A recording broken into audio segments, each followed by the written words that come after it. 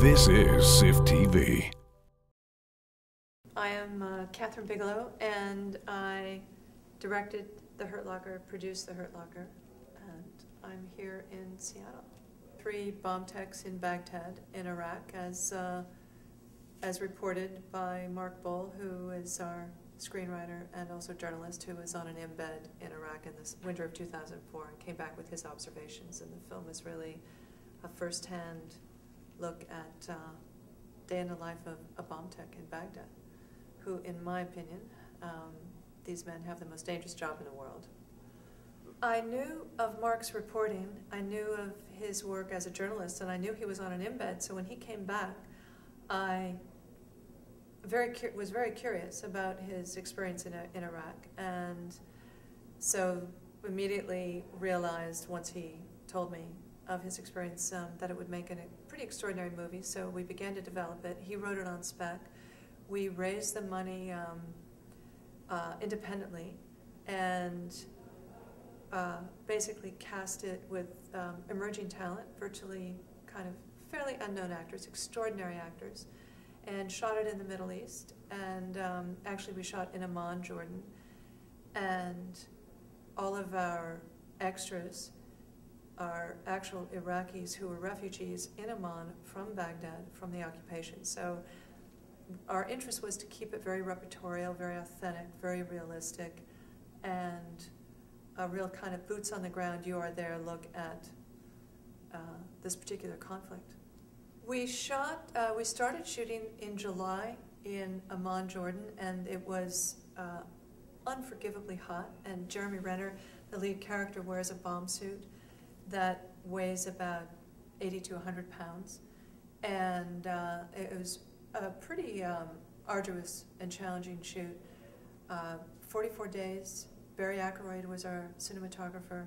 We had 4 cameras. We shot in Super 16, and we came back with about 1 million feet of film. It's a lot of film. We shot, a couple of our locations were 5 kilometers from the Iraqi border. We were very close. And Barry and I wanted to go across the border to shoot one day, and our security people said that they couldn't guarantee our safety because of snipers. So we decided not to shoot in Iraq. Oh, I would have, though. It was pretty compelling.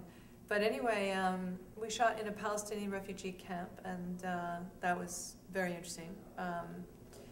We had no trailers, so we created these sort of Bedouin-style tents where the cast and crew and all the extras would take refuge from the heat and the sun when they weren't on set. And so that was, again, kind of more of that sort of total immersion, total submersion into both what it meant to be in the Middle East, American in the Middle East in summer, and you know, in a kind of conflict of our own. Yeah, I found that it was a really generous, hospitable environment in which to work. It's a kind of young film community infrastructure, and yet eager and excited, and very willing to collaborate, and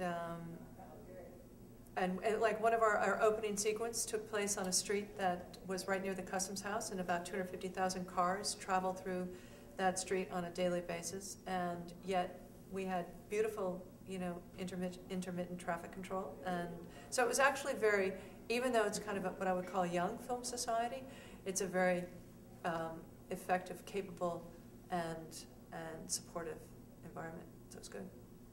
Every single film has been artistically different from the one before, and perhaps a greater challenge. So I see them all as being very different. On the other hand, I suppose the filmmakers that I admire the most are very kinetic, kind of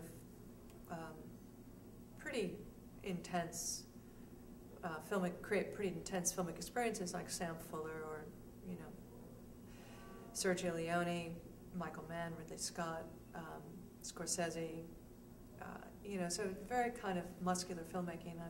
I find it to be a really strong and provocative use of the medium. I think when you can when you can transport an audience member to this entirely new world, whatever that may be. In this case, it's Baghdad, 2004, in the middle of a war zone. I think that's the best use of the medium. That's a very intense, kinetic, experiential use of the medium.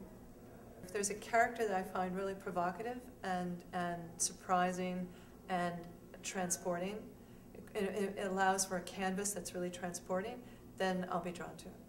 Its ability to be transporting, to really allow you to inhabit physically a brand new environment, world, mindset that you would never be able, perhaps even have imagined.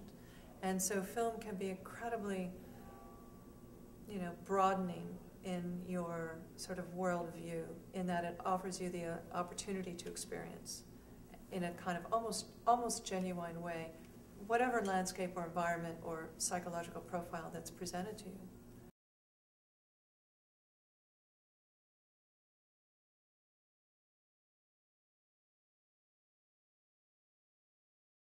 Thanks for watching SIFF TV, your resource for all things SIFF. And enjoy the 2009 Seattle International Film Festival.